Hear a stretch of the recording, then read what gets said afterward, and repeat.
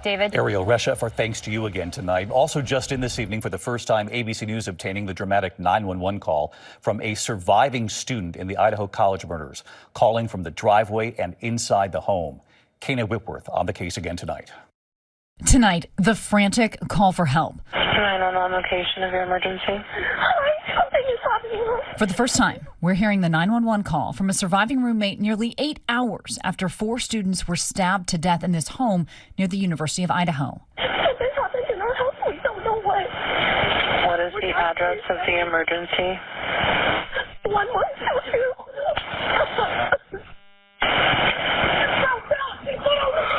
One of 2 surviving roommates is on the line, standing in the driveway, terrified and sobbing as she passes the phone to a neighbor who just arrived. One of the roommates is passed out, and she was drunk last night, and she's not waking up.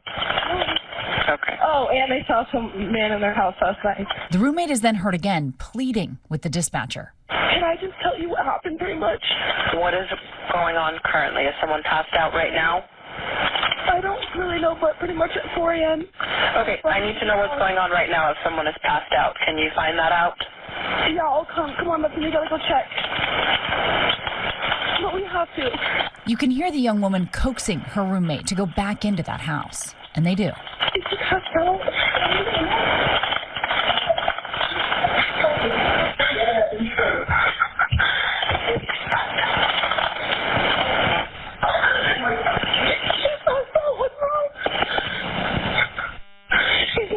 Up. You can hear the anguish.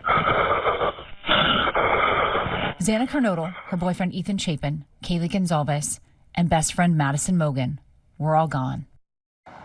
Now, David, the roommate heard on that call later told investigators she saw a man clad in black in the house at the time of the murders. And prosecutors say that man is Brian Koberger. Now, his lawyers say he is innocent, but David, questions still remain as to why it took so long for that 911 call to be made. David. Chilling audio tonight. Kana, thank you. Now to President Trump at the Department of Justice today with his new attorney general praising his new AG and suggesting his political enemies should be in jail. Our Chief Justice correspondent Pierre Thomas was there. Tonight, Attorney General Pam Bondi escorting President Trump into the Justice Department, the agency that investigated and prosecuted him, an agency meant to be largely independent, but which Trump has now made clear answers to him. In an extraordinarily political speech, the president lashing out at the department itself. We must be honest about the lies and abuses that have occurred within these walls. The at times meandering address, largely an attack on his enemies and an airing of personal grievances. They spied on my campaign, launched one hoax and disinformation operation after another, broke the law on a colossal scale, persecuted my family, staff, and supporters, raided my home, Mar-a-Lago. As a candidate, Trump vowed retribution. As president, the officials he's installed carrying it out, firing dozens of FBI agents and top prosecutors who worked on the cases against him. And tonight he implied his payback campaign is not over. The people who did this to us should go to jail. They should go to jail. David, 1 year ago today, President Trump was in federal court defending himself against a special counsel appointed by the Justice Department. And the personal lawyers with him that day are now the number 2 and number 3 ranking officials at the Justice Department. It's a DOJ truly transformed, David. Pierre Thomas live in Washington tonight. Pierre, thank you. The other breaking story in Washington, the key vote on whether to avert a government shutdown. All eyes on the Senate, of course, and Democrats upset with President Trump and Elon Musk over the firings of thousands of federal workers and angry about the tariffs and their effect on the economy, but still not wanting to be blamed for any shutdown. So Mary Bruce is live up on the Hill tonight. Mary, where does this stand? Well, David, a shutdown is now officially off the table here tonight after 10 Senate Democrats joined Republicans to advance this funding bill, but it has exposed a real rift in the party. Many Democrats tonight are furious. They saw this as their first big chance to take a stand against the Trump administration, against the tariffs, and against the mass firings being led by Elon Musk. Just days ago, Senate Democratic leader Chuck Schumer said he would not support this bill, but he quickly caved, saying despite his opposition, a shutdown would be far worse. House Democrats tonight are outraged. In a telling moment earlier, House Democratic leader Hakeem Jeffries notably refused to answer when asked point blank if he'd lost confidence in Schumer's leadership. The bottom line here tonight, this bill has now passed to avoid a shutdown. The government funded through the end of September, David. Mary Bruce, live up on the Hill for us. Mary, thank you. To the war in Ukraine, meanwhile, and tonight, James Longman with extraordinary access tonight to the vast underground hospital treating injured Ukrainian soldiers and what they're now saying about this U.S. push for a ceasefire and whether to believe Vladimir Putin. Here's James. Tonight, we were given extraordinary access to Ukrainian soldiers near the front line of the fight against Russia. You can see they're getting out of the car now. We visited a vast underground hospital, the only one of its kind, springing to action to help injured warriors. So while Presidents Trump, Putin and Zelensky debate what happens in this war, for the men and the women on the front line, there is no end in sight. This soldier visibly distraught. He's just lost 3 of his brothers in arms to Russian artillery. I ask his commander if all this sacrifice is worth it if American support dries up. We'll fight with our bare hands, he says. I ask what he thinks of Putin's commitment to peace. He laughs. He's a killer who you cannot trust. Whatever Putin says, he lies. Are you worried Trump believes his lies? He's the American president, the commander tells me. He was elected. He knows what to do. Now, President Trump called talks with Putin good and productive.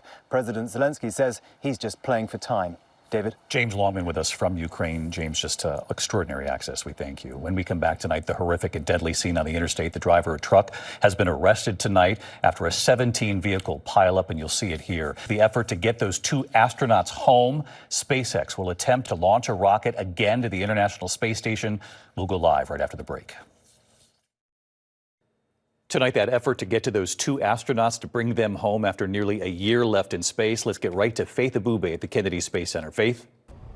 David, the SpaceX capsule lifting off behind me moments ago, heading towards the International Space Station. A successful second attempt after a hydraulics issue forced NASA and SpaceX to abruptly scrap that launch on Wednesday.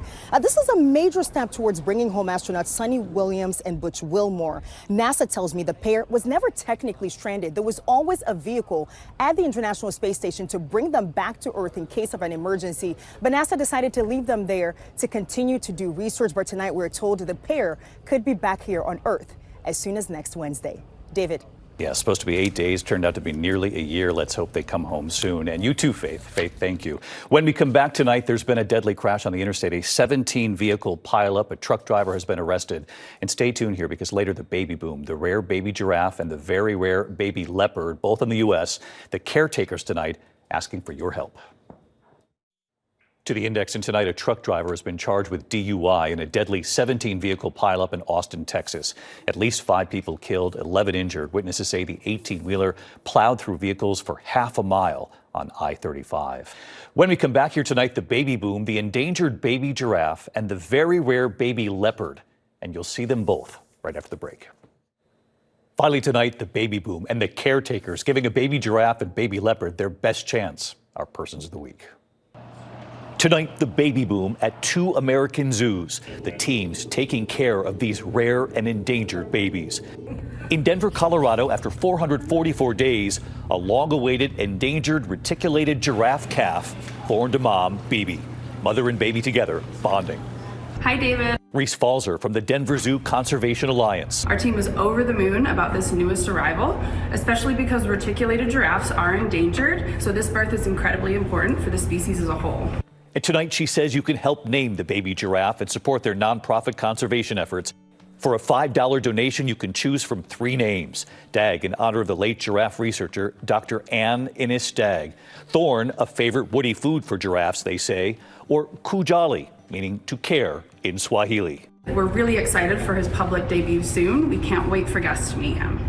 And tonight in Tennessee, the Nashville Zoo would like you to meet their newest member to the family. Hi, David. Dr. Heath Schwartz welcoming their new rare clouded leopard cub. She's actually crawling around and really active now. You can see her here at the zoo anytime during the day. There are only about 10,000 of these rare clouded leopard cubs left living in the wild. And tonight, a $1 donation to help name the newborn and to help care for the cub, too. This evening, the care teams in 2 zoos across this country working tirelessly to save the rare and endangered babies. And so we choose the caretakers and the babies. Good night. Thank you for making World News Tonight with David Muir, America's most watched newscast.